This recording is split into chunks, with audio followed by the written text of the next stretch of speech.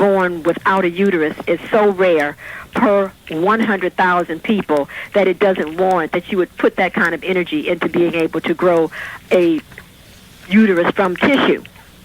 So now this is available. You can go right to the magazine. They got pictures of them. You can see them. Nice I saw pictures yesterday of noses of women and walking around here without their uterus. Their bladders are prolapsing. Their rectums are bulging out.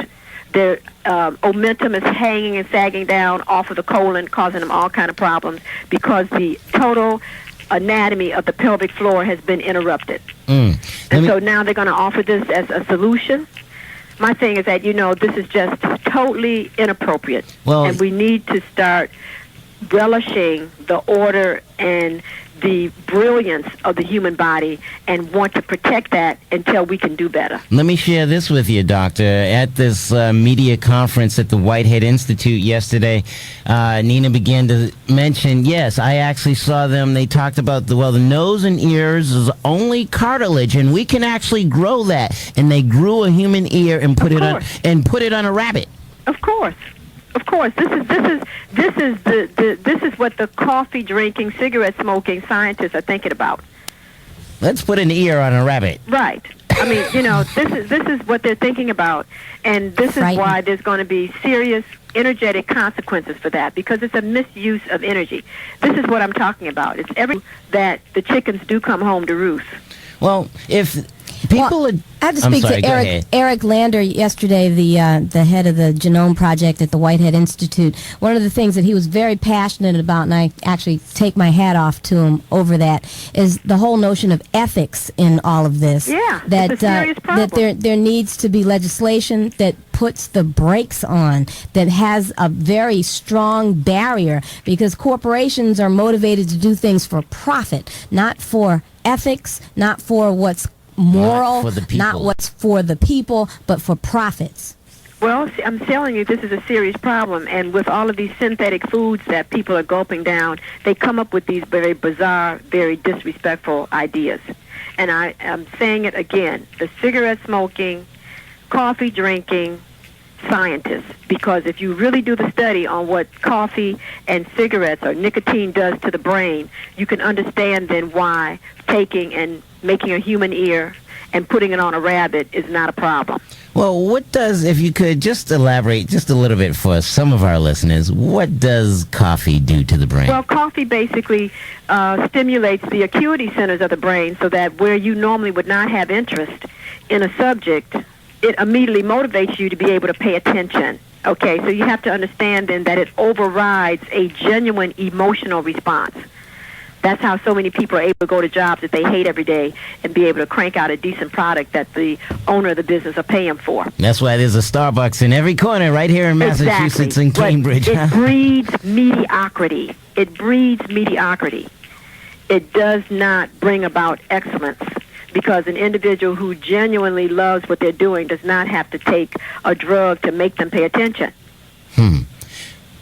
We were talking about you just referenced the mind and how to pay attention, and you mentioned ADD before, and at the top of the show we started talking about MCAS. If black people and white people are different, do we learn differently too? Of course.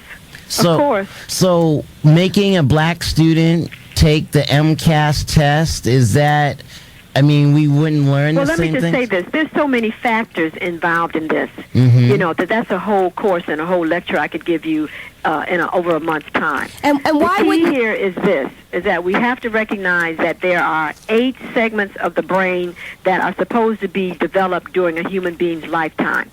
Depending on the environment they're exposed to, depending upon the food that they eat, what we're seeing now is that this society in the Western world only develops 2 segments. So that lets you know that they're walking around with almost 80% of their brain tissue underactive. So therefore, we're looking at a society that's trying to idealize a reality that is not near what the real picture should be about. So the idea here of really understanding how a child learns, what is the ideal setting for learning, etc., cannot be created until there's a mass drive of looking at education from the anatomy of the human. Not that we're interested in driving and making people be able to fill these 100,000 computer jobs, or not that we're interested in making sure that there's enough people who are going to be technically sound to work on the new aircraft and spaceships we want to make, but it's like, how are we going to be able to take a person from being a brainstem phenomena, literally at birth, and bring them into literally being a god or goddess with all 8 segments of their brain developed over a period of time? And that is not the approach. Education is not approached at all scientifically. It's approached from an economic trade perspective. And that's why you have people dropping down between the cracks, because the teachers are not even there for that. They're trying to download some information to get them ready for a job. They're not interested in developing this person's brain, because you have to start with what you come in with. So if a child basically has had neurologic repression because of a depressed environment, then of course he needs to be in a special environment for that. He needs not to be labeled as anything other than the fact that if he's in first circuit, and normally, majority-wise, most children come to school with second circuit brain activity skills, then he just needs to be put in a classroom that deals with making sure that that first level of brain circuitry is complete. And for those out there who have done any work in true innovative neuroscience, know exactly what I'm talking about.